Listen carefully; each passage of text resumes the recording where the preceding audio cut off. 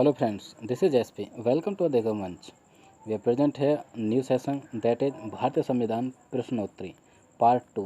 तो फ्रेंड्स इस सीरीज में यानी कि इस वीडियो में हम जो डिस्कस करने वाले हैं भारतीय संविधान प्रश्नोत्तरी का पार्ट 2 करने वाले हैं।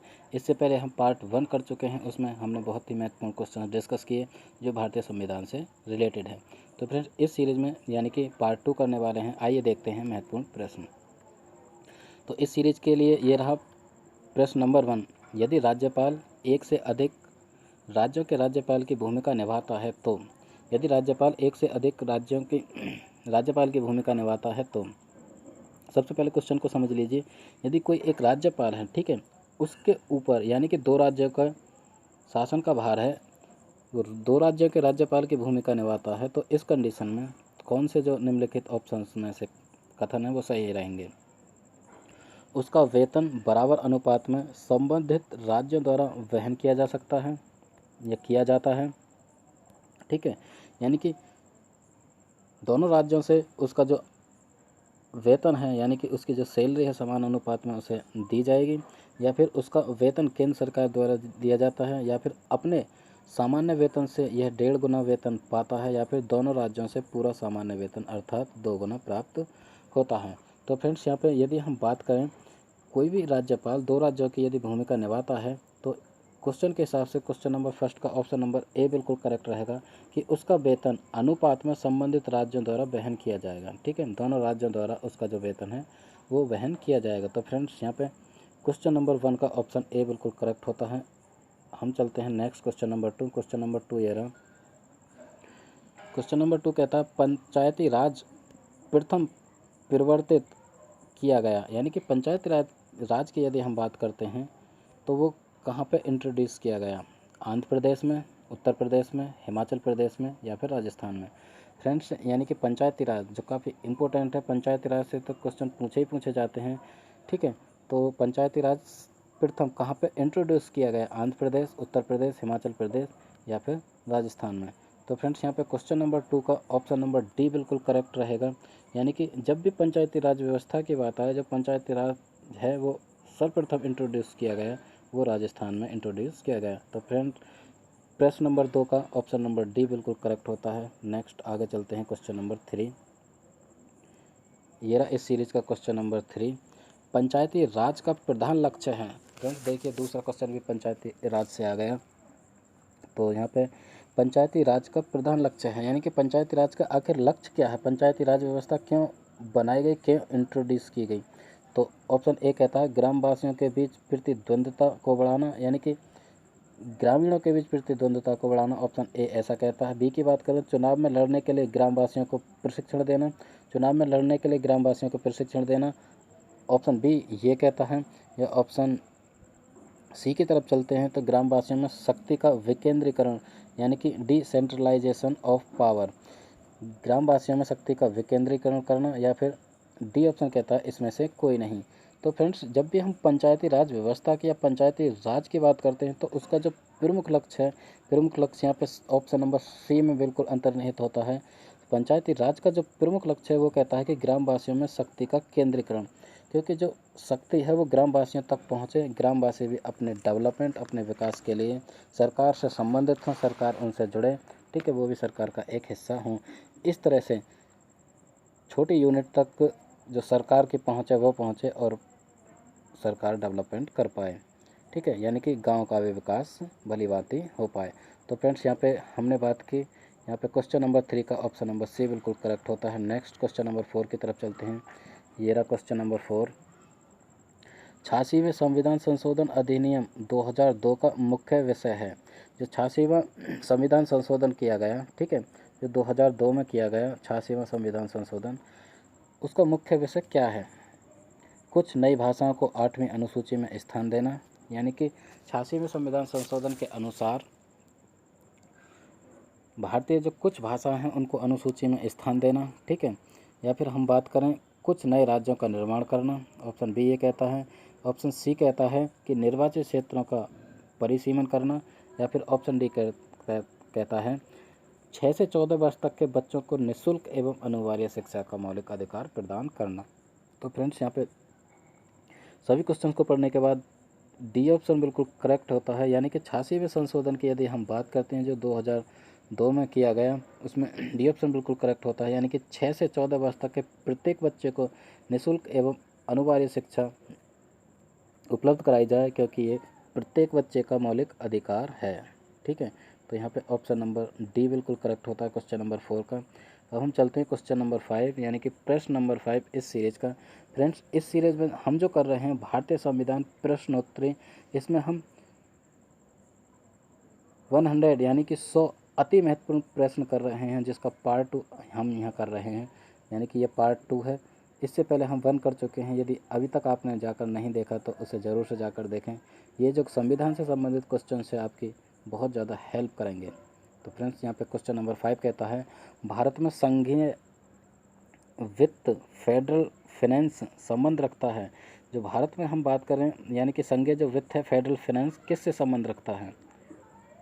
ठीक है, राज्यों के बीच वित्त से, जो राज्यों के बीच वित्त व्यवस्था है उससे, या फिर राज्य एवं केंद्र के बीच वित्त से, या फिर केंद्र एवं स्वशासित सरकारों के बीच वित्त से, या फिर इसमें से कोई नहीं।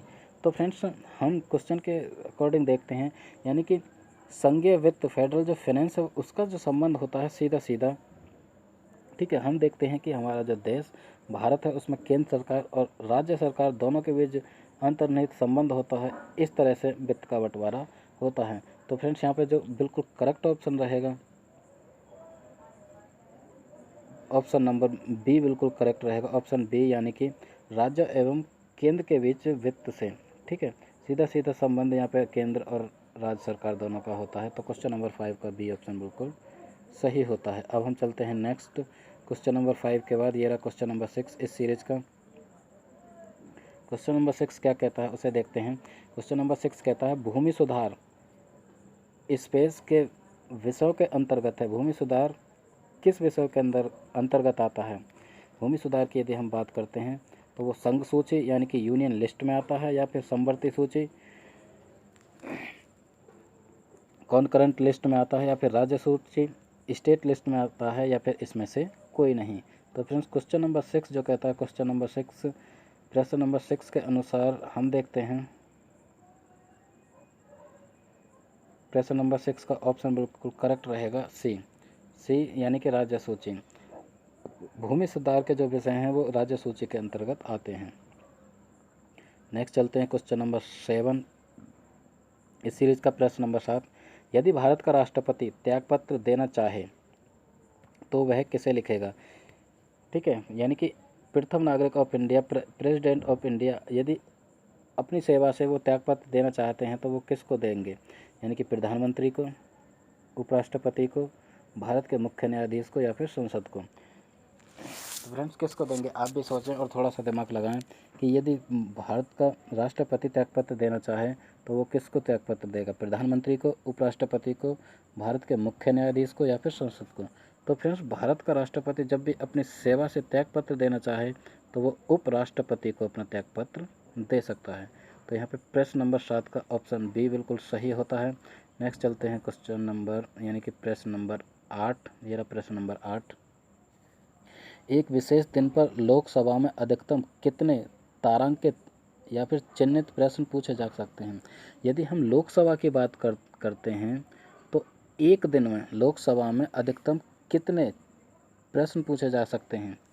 जो मैक्सिमम नंबर ऑफ क्वेश्चंस हैं वो लोकसभा में एक दिन में कितने पूछे जा सकते हैं? तो फ्रेंड्स, यहाँ पे यानी कि 15 क्वेश्चन पूछे जा सकते हैं, या फिर 20 क्वेश्चन पूछे जा सकते हैं, या फिर 25 क्वेश्चन पूछे जा सकते हैं, या फिर सीमाहीन यानी कि कितने भी प्रश्न पूछे जा सकते हैं। तो फ्रेंड्स, यहाँ पे प्रश्न नंबर 8 का जो ऑप्शन है, ऑप्शन नंबर बी बिल्कुल करेक्ट रहेगा। ठीक, यानी कि लोकसभा में अधिकतम एक दिन में 20 प्रश्न पूछे जा सकते हैं।